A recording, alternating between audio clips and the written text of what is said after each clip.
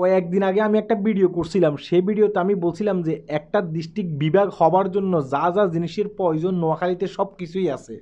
ভাই, এই ভিডিওটি যখন আমি আপলোড করছি সেই ভিডিওর নিচে এসে অসংখ্য মানুষ আমাকে ব্যঙ্গ করার চেষ্টা করতেছে, অর্থাৎ তুই নোয়াখালী বিভাগ চাইবি কে?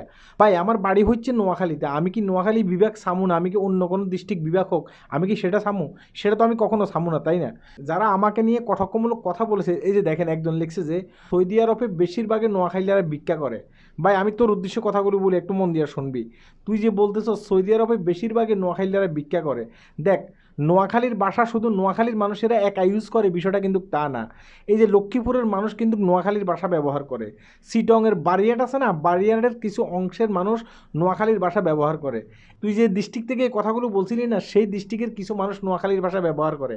আমার মনে হয় যে তুই যে ডিস্ট্রিক্ট নিয়ে গর্ব করতেছস, যে ডিস্ট্রিক্টকে বিভাগ করার চেষ্টা করতেছস, সেই ডিস্ট্রিক্টের মানুষই কিন্তু সৌদি আরবে ভিক্ষা করে, কারণ অধিকাংশ মানুষ নোয়াখালীর ভাষায় কথা বলে। আশা করি আমার উত্তরটা পাইছস, তাই না? তাই একবার যাচাই করি দেখবি যে তোর ডিস্ট্রিক্টের মানুষ কি সৌদি আরবে ভিক্ষা করে কি না, একবার যাচাই করে দেখবি। আরেকজন কি লিখছে এখানে দেখেন, তুই যে নোয়াখালী বিভাগ চাইতেছস, তোর কি যোগ্যতা আছে? ভাই, আমি তোকে প্রথমে বলি, মন দিয়ে একটু শোন। এই যে নোয়াখালী বিভাগ যে শব্দটা ব্যবহার করছ, বিভাগ বানান তো তোর এখানে ভুল হয়েছে, ঠিক আছে? তুই আবার আমার যোগ্যতার কথা বলতেছস, বিভাগ বানান এখানে ভুল হয়েছে। আগে সুন্দর করে দেখ এখানে যে তুই বিভাগ শব্দটা লিখছস, এখানে কোথাও ভুল আছে কি না, তারপরে অন্যের যোগ্যতা নিয়ে কথা বলবি। আগে নিজের যোগ্যতাই তো ঠিক নেই, নিজের যোগ্যতা নিয়ে চিন্তা কর। তুই কোত্থেকে এই কথাগুলো বলছস? রাগের বসে এসে শুধু কমেন্ট করে ফেলাইস না, কমেন্ট করার আগে চিন্তা ভাবনা করে কমেন্ট করবি। কোথায় তুই কমেন্ট করতেছস?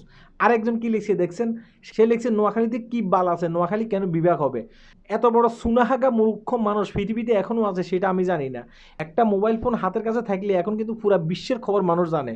আর একটা মোবাইল ফোন দিয়ে কিন্তু এখন বলা যায় যে কার দৃষ্টিকে কী আছে, কার দৃষ্টিকে কী নেই, এখন পৃথিবীতে কী ঘটতেছে, সূর্যের তাপমাত্রা কীরকম, সব কিছুই বলে দেওয়া যায়। আর সে তার পাশের দৃষ্টিকে কী কী আছে সেটা জানে না, সে বলতেছে ওখানে কী আছে বিভাগ হবার মতো।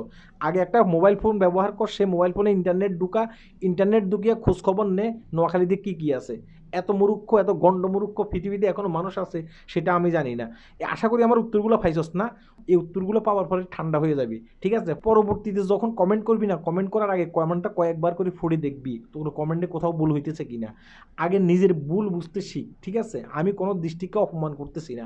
আমার বাড়ি যেহেতু নোয়াখালীতে, তাই আমি নোয়াখালী বিভাগ চাইতেই পারি। তোর বাড়ি যদি অন্য কোনো দৃষ্টিকও হয়ে থাকে, তুই কিন্তু অন্য কোনো দৃষ্টিকের জন্য আর বিভাগ চাইতেই পারস। এটা হচ্ছে যে একজন বাংলাদেশের নাগরিক অধিকার, ঠিক আছে? আমার অধিকার আছে এই কথাগুলো বলার, তাই আমি এই কথাগুলো বললাম। আল্লাহ হাফেজ।